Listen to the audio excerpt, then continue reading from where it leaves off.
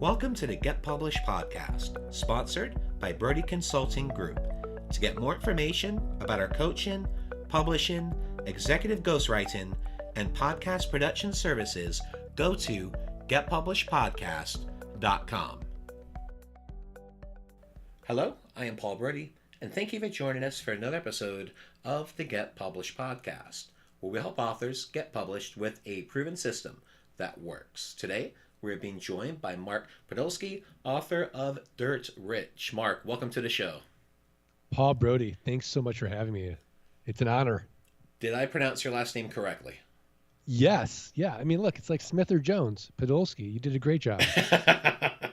Well, thank you very much. Are you ready to get started? I'm ready. All right. Question number 1. What is the one piece of advice that you would give to a first-time author who is currently writing their book?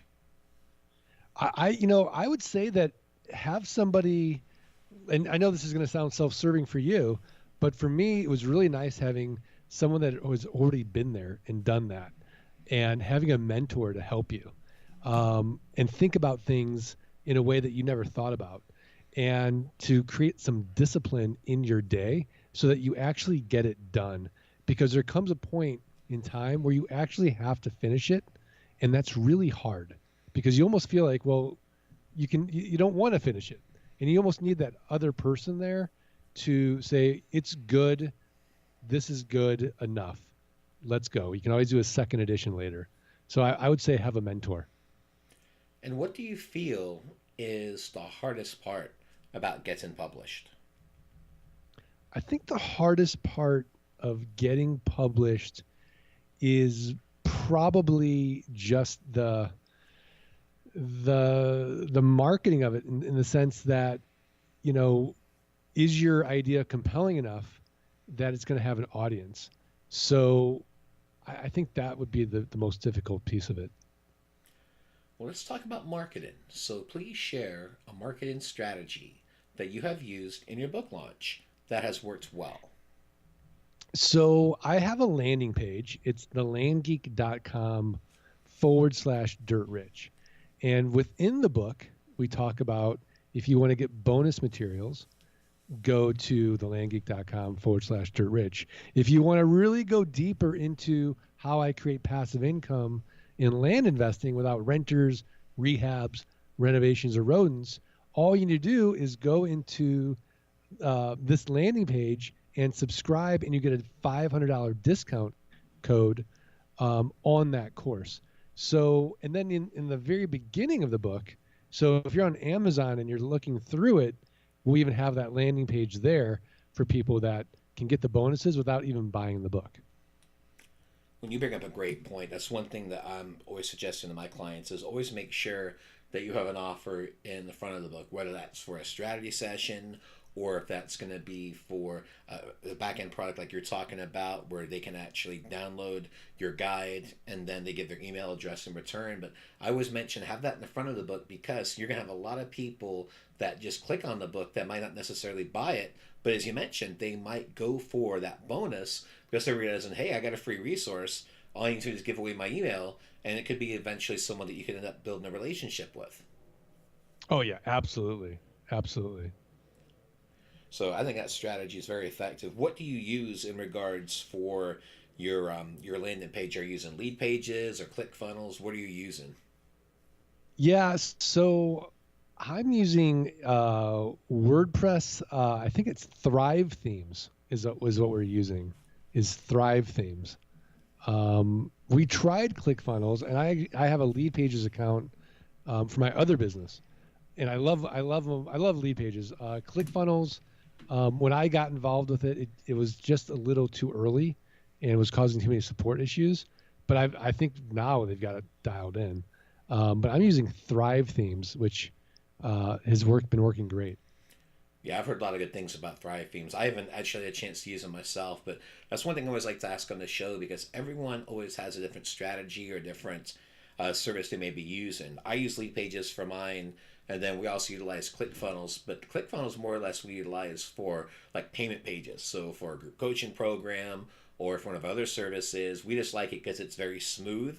And the way that I look at it, I'd rather spend a little extra to have a really nice professional checkout page, because just closing one extra deal a year is going to pay for that service for several years. Oh, absolutely. Absolutely. I think it's one of the main things when you talk about offering, something of value, offering a bonus, because people have to realize you have to run your book like a business. Because yes, you're going to get some of the passive income in through royalties from the books, but you're also going to get it from the front end. I always mention you can make nice money on the back end with royalties, but you make the life changing money on the front end with the different products and services that you can offer, and making sure that you are utilizing your book as a product launch, not just as a book launch where each book has a different service. So, I know we were talking before the show, and I was mentioning my first publishing book was to sell our one-on-one coaching services. Our second book was to help sell our group coaching program plus our one-on-one services. And then our third book was mainly all about the done for you publishing services. That way you had something different that you could offer for each book as your company evolves over time. Yeah, no, I think that's brilliant. And now that I've talked to you, I'm going to be stealing that same strategy. Well, I was a teacher for 9 years, and we always joke around saying teachers always make the best thieves, right?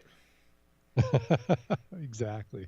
Exactly. Well, another thing I wanted to touch on too, and I was very impressed with this, you actually have three podcasts, and I'm sure that's been a great way to help market yourself, your brand, your business, and also your book. So tell us a little bit more about your shows.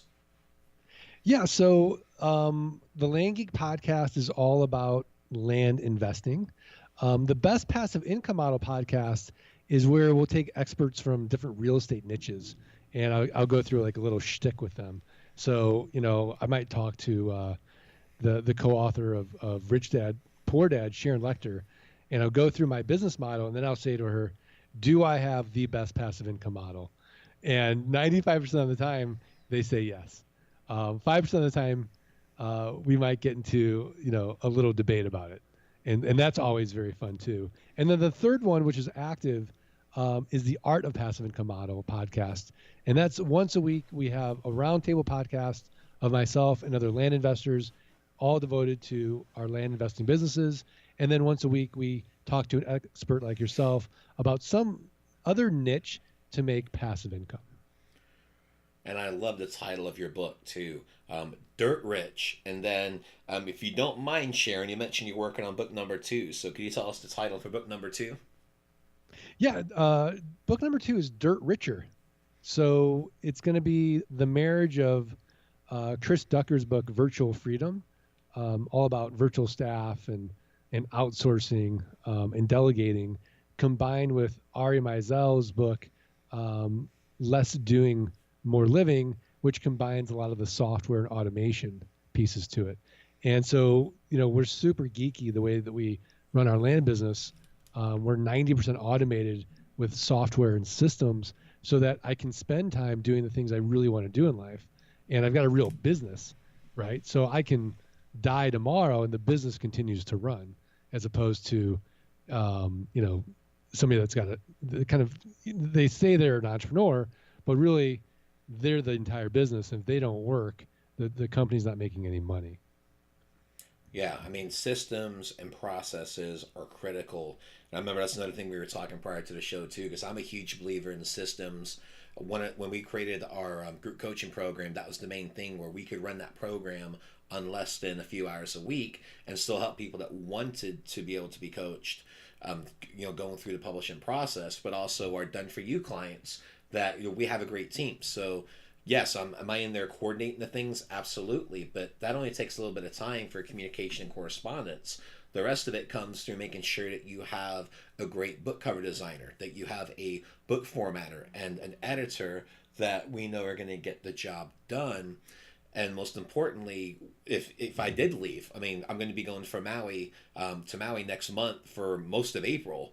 And the fact is, I'm going to be off site. Now, is the business still going to be able to run? Absolutely. But the only reason is because we have those systems, processes, and the right people doing that at the same time. Yeah, no, it's it's like you're my doppelganger, the way that we think about business.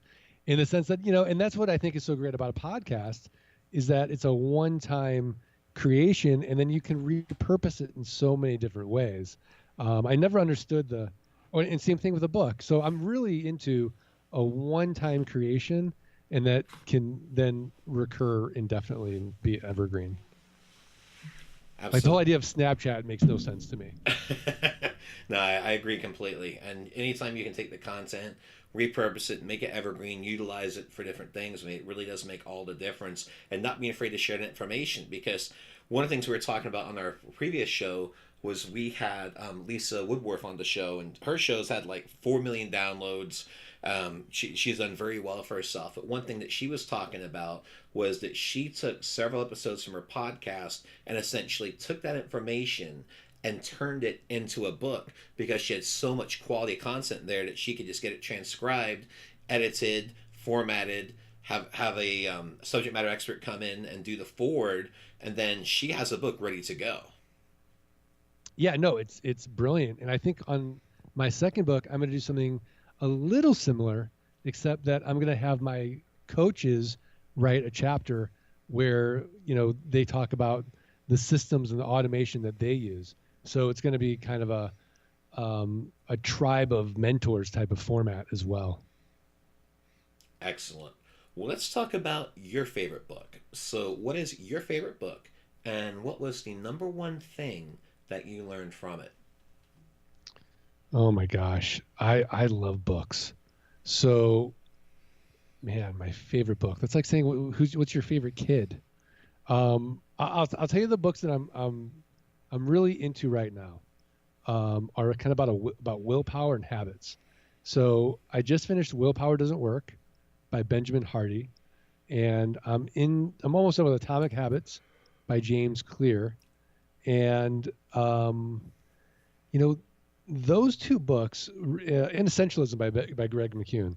So those books I think really hammer home the point how important little tiny changes are and how important little tiny habits are to really make a huge tsunami type of change in your life, very similar to compound interest, and to be kind of more mindful of what you're doing on autopilot every single day, and to kind of break out of a bad habit and create a good habit, and to create that environment, because willpower doesn't work. But if you create the environment that makes it easier for yourself, it can really, make a huge difference in your life, which, kind of gets back to that first question. Like, if you're going to write a book, what do you want? Well, like, I want a Paul Brodie in my life, right? I want someone that I can smart cut it and not make those mistakes through trial and error.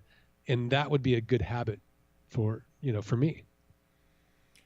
Yeah, and I think the main thing you talked about too, it's almost like there's one of my favorite quotes, and that is that you can't manage people, but you can manage agreements. And I look at it the same thing in what you just talked about, because having systems and processes, that is what's going to change versus willpower. When you can get in there and you can just accept a system, start with it, and then stay with it consistently, that's how you can change everything. Yeah, exactly. And in the Atomic Habits book, he even talks about how systems really are way more important than a goal. Yeah, and the main thing is to follow the system. As long as you can follow a system, then you're good. My company, we always talk about a proven system that works, and we're like, you know what? It's not a gimmick, it's a guarantee, and it's a spoiler. Because when you have systems in place for all those different areas, then it's just following through and going through it, and then boom, you have a book and you're ready to get going with it. Exactly. Well, for our final question, what is your favorite quote and why? My favorite quote is, if you'll do for the next 3 to 5 years what other people won't do, you'll be able to do for the rest of your life what other people can't do. And that's a quote from Zig Ziglar. And I love the quote because it really hammers home the point that if you can really work at something in a focused manner for 3 to 5 years and delay gratification, then you've really created the life that you want to have for yourself for the rest of your life. otherwise known as Entrepreneurship 101. Exactly. Embrace the grind. Don't be afraid of 800 hours a week, because you know what? A couple years later, you won't be doing that. And I think that's the main things people have to realize. If you're going to leave the corporate world to running your own business, get ready to work twice the amount of hours for half the pay. Yeah, no, it's true. Yeah, and I think that's one of the things we talk about is people don't seem to realize there's no such thing as an overnight success. But when you embrace the suck, when you embrace the grind, then 6 months to a year to 2 years later, then you're making 6 to 7 figures, and you have the freedom. And I always talk about one of my favorite terms is, and I won't use the actual word because I don't like cussing on the show, but FU money, where you have enough money where you can just say, you know what, I've got just enough to live a good life. That is my FU money. Yeah, it's such a simple concept, but it's so hard to execute on. And I think for a lot of people, they just get in their own way. This expectation that it shouldn't be this hard. Well, no, it should be this hard. Yeah, and when your business grows to a point where you can have someone take care of the operations of your company, you hire them. That's what I did a few months ago. It's the best thing I ever did. Where now, kind of, we talk about the Frank Sinatra effect, right? You were talking about it. You just show up, come on in, do the work, and then everything else your team takes care of. Yeah, absolutely. I mean, we took it to another level. I actually have office space I've never seen in the Philippines, and we have 11 virtual assistants full time. We have a U.S. based team that manages them. We have a manager on the ground there that manages the team, and it's really helped take the company to the next level. And for those listening, those virtual assistants in the Philippines, it's one of the best investments you can make. You're typically going to pay them about anywhere from $300 to $600, depending on how many hours a week they work. But that's a monthly amount that you're paying typically. So you can have a whole staff.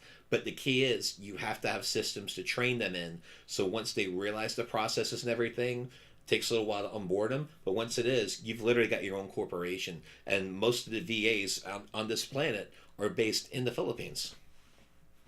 Yeah, it's true. Well, I know we went a little bit off topic there, but I love sharing information about systems and processes. I'm like yourself. I'm a little bit of a nerd when it comes to that, because it's one of the things where you're running your book like a launch. Your company grows, but then what? Are you going to be the bottleneck, or are you going to realize that you have to hire staff, you have to hire assistants, and you don't have to spend a ridiculous amount of money? You can hire a couple of VAs in the Philippines, and for those who are trying to figure out, okay, well, where do I find someone? Fiverr, Upwork, Google searches. I know one of the companies, I think it's Automation Agency. There's probably a few other ones that you would have as well that you'd recommend to our listeners. It's so funny. I only go to Fiverr and Upwork, honestly. Mm-hmm. And that really takes care of it. So to our listeners, there are always systems out there. So Mark, I want to thank you for being a guest on the show today. What is the best way for people to find you online? I think the best way is thelandgeek.com. And certainly if they're interested in land investing, which if they're listening to this podcast, they probably aren't, but if they were, it could be thelandgeek.com/launch kit, and they can get our $97 course for free, and really give them a nice, strong background on how I create passive income without any headaches. Well, Mark, thank you once again for being a guest on the show, and I wish you all the best in your author journey ahead. Thanks, Paul. I appreciate it. Thanks again for joining us today. To learn more about how you can be featured in our brand new Get Published business book, go to getpublishedpodcast.com.